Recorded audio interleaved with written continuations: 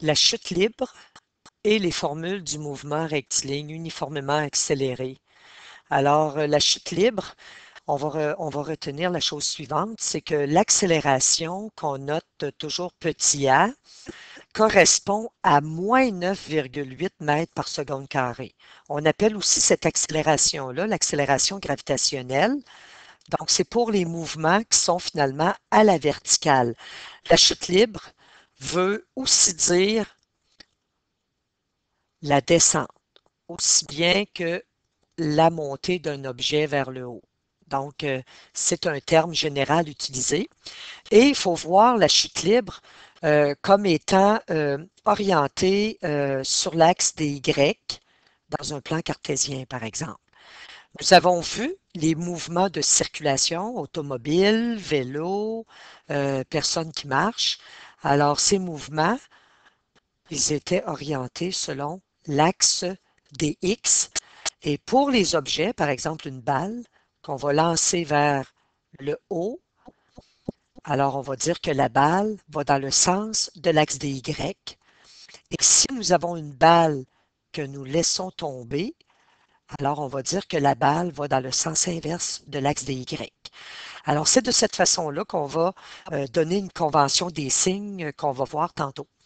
La raison pour laquelle l'accélération, lorsqu'on parle d'une chute libre, est négative, ben c'est tout simplement parce qu'on parle d'accélération gravitationnelle, donc c'est dû au champ gravitationnel de la Terre. Les objets sont tous attirés vers la Terre, donc à l'inverse de l'axe des Y, et c'est pour cette raison-là que nous avons une valeur négative pour la valeur de 9,8 mètres par seconde carrée pour l'accélération. Alors, si on a deux cas, finalement, deux situations qui peuvent se produire, nous avons la montée d'un objet et ce qui va toujours être constant, finalement, dans la montée d'un objet, lorsqu'on lance un objet vers le haut, celui-ci part à une hauteur initiale par rapport au sol qui est de 0. Donc, pour la position, au lieu d'utiliser les X, nous allons utiliser le Y. Pour la position initiale, on peut utiliser YI ou Y1. Donc, elle est de 0 mètre. Par la suite, donc, ce que je vais faire, je vais quand même mettre les valeurs qui sont constantes, je vais les mettre en rouge. Donc, nous avons pour la montée, lorsqu'on lance un objet vers le haut, nous avons une position initiale qui est par rapport au sol, donc de 0 mètre. Bien entendu, l'accélération, donc ça, c'est un tableau qui va nous permettre de visualiser ce que nous avons comme valeur constante. Nous avons toujours l'accélération qui est de moins 9,8 mètres par seconde carrée. Pour la montée, c'est toujours la même chose. Pour la montée, nous avons aussi que la vitesse finale, donc la vitesse finale va être égale à 0 mètres par seconde. Pourquoi? Parce que lorsqu'on lance un objet vers le haut, avant de redescendre momentanément, il arrête. Donc la vitesse rendue à sa pleine hauteur, elle est nulle.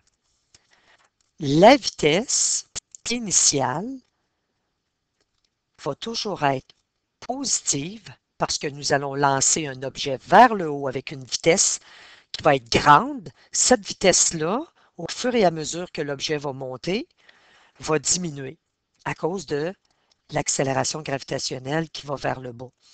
Donc, vous avez toujours une valeur qui va être positive, non nulle,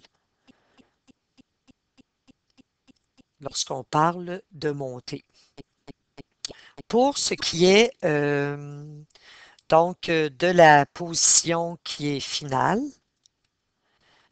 elle sera non nulle. Donc, la position, ça veut dire que la distance, la hauteur, finalement, que va atteindre l'objet lors de la montée vers le haut, ça va nous donner une valeur non nulle qui va être aussi positive puisque c'est dans le sens de l'axe des Y. On aura la notion aussi de temps initial temps final, on sait que l'écart T2 moins T1 donne le delta T. Donc, on peut mettre dans le tableau le T1, le T2. Alors ici, j'ai une colonne de trop. Pour la descente maintenant, la descente, nous avons un objet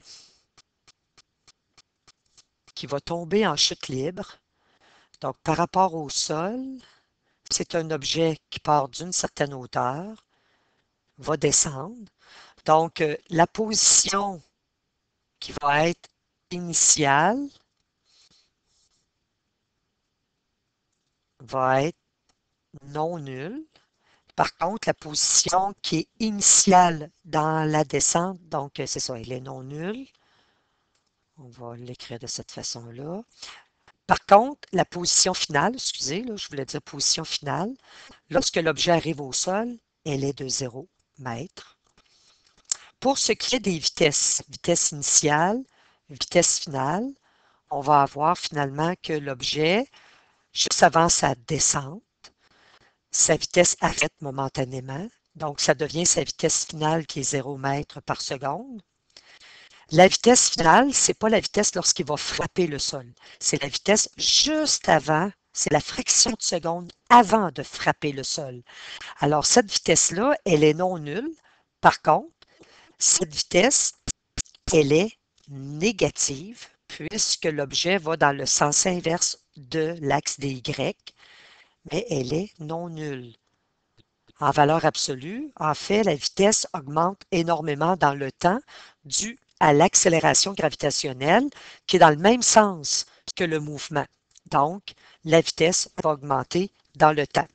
Contrairement à la montée d'un objet, la vitesse va diminuer dans le temps puisque l'accélération est dans le sens opposé. Pour ce qui est du temps, donc on va noter tout simplement le T1, le T2. Et voilà, ça donne un tableau général. Ça va nous aider à visualiser la situation, les situations finalement qui vont se présenter à nous. Bien entendu, autant pour la montée que pour la descente, nous avons l'accélération qui est égale à moins 9,8 mètres par seconde carrée. J'ai une colonne de trop. Alors maintenant, procédons avec un exemple. L'exemple est le suivant. Donc, à partir du sol, on lance une balle vers le haut à une vitesse de 25 mètres par seconde. Donc, la situation, nous avons le sol ici, on peut le dessiner. C'est une balle, tout simplement, qu'on va lancer vers le haut. Donc, dans le sens positif de l'axe des Y, on va faire référence à ce moment-là à notre tableau ici, qui est en lien avec la montée. L'objet monte. Alors, nous avons notre T1, notre T2, ensuite la position initiale, la position finale. Nous avons la vitesse initiale, la vitesse finale, et nous avons toujours notre accélération qui est égale à 9, donc négatif, moins 9,8 mètres par seconde carrée. Donc, dans les deux cas, que ce soit pour la montée ou pour la descente, l'accélération est toujours négative pour la chute libre. Ce que nous avons par la suite pour la montée, nous avons que l'objet part du sol, donc sa position initiale est de 0 mètre. Sa vitesse finale, donc lorsque l'objet va monter, il est lancé avec une vitesse initiale qui est donnée dans l'énoncé de la question, qui est de 25 mètres par seconde. Donc, la vitesse finale, la vitesse va diminuer dans le temps dû à l'accélération gravitationnelle qui est dans le sens inverse. Et ici, à la hauteur maximale, elle va correspondre à 0 mètres par seconde. En A, on nous demande de trouver la hauteur maximale. Alors, allons voir tout simplement les équations. du mouvement rectiligne uniformément accéléré et on peut observer que l'équation suivante, donc vitesse finale au carré, qui est égale à vitesse initiale au carré, plus 2 fois l'accélération. Le delta x est changé tout simplement par le delta y. Donc, on a, comme on peut voir, les vitesses. Nous avons par la suite l'accélération. Il nous reste tout simplement à isoler le delta y. Finalement, ça va nous donner la position maximale atteinte par la balle. Étant donné que la position initiale, c'est 0, donc y2 moins y1 nous donne le delta y. On peut substituer à l'intérieur de la formule les valeurs. Nous avons une vitesse finale. Oh, c'était la montée. Excusez, j'ai fait une petite erreur. On revient ici. C'était la montée, donc j'ai inversé. Je pense que j'avais bien dit vitesse initiale, mais je l'ai écrit au mauvais endroit. Donc, la vitesse initiale, elle est de 25 mètres par seconde. Et la vitesse finale, donc l'objet, dans le temps, sa vitesse va diminuer, rendu ici à la hauteur maximale. Donc, cette vitesse-là va correspondre à la vitesse finale et va correspondre à 0 mètres par seconde. Ça correspond finalement à ce qu'on avait écrit ici dans notre tableau général pour expliquer la montée. Donc, la vitesse finale est de 0 mètres par seconde. Alors, j'avais fait une petite erreur. Alors, on peut substituer à ce moment-là dans notre formule nos valeurs. On va retrouver pour la vitesse finale une valeur qui correspond à 0 mètres par seconde, le tout au carré. La vitesse initiale, donc, entre guillemets, la swing qu'on a donnée à notre balle. Donc, elle est propulsée avec une très grande vitesse qui est de 25 mètres par seconde, le tout au carré, plus 2 fois notre accélération qui est négative, l'accélération gravitationnelle de moins 9,8 mètres par seconde carré, le tout multiplié par delta Y. Alors, lorsqu'on va isoler notre delta Y, nous allons obtenir une valeur pour la distance, la hauteur maximale, qui va être de 31,9 mètres. Nous avons le nombre qui a le moins de chiffres significatifs en possède 3. Nous allons garder la réponse à 3 chiffres significatifs. La constante ici, on lui attribue un nombre infini de chiffres significatifs. La même chose pour le 2.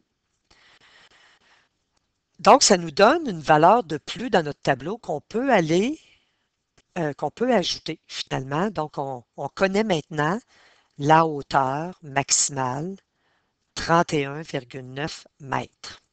Et voilà. Par la suite, en B, on nous demande combien de temps la montée dure-t-elle. Donc, la montée,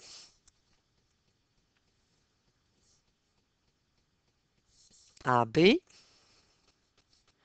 c'est finalement, on peut calculer le delta T. Le temps initial, normalement, c'est 0 avant le départ de l'objet vers le haut. Donc, on peut inscrire 0 secondes. Nous allons donc calculer le delta T, l'écart de temps. Si nous regardons toutes les formules, il y en a une qui a la vitesse finale, la vitesse initiale, nous avons l'accélération et bien entendu le temps, c'est ce qu'on cherche. Alors lorsqu'on va substituer, la vitesse finale est de 0 mètres par seconde, la vitesse initiale de 25 mètres par seconde, l'accélération est de moins 9,8 mètres par seconde carré. Nous cherchons le delta T. Une fois isolé, nous allons retrouver un delta T qui va correspondre à 2,55 secondes. Et voilà, on garde 3 chiffres significatifs. Par la suite, en C, juste avant, on peut aller reporter cette valeur-là dans le tableau. Le tableau devient de plus en plus complet. Donc, notre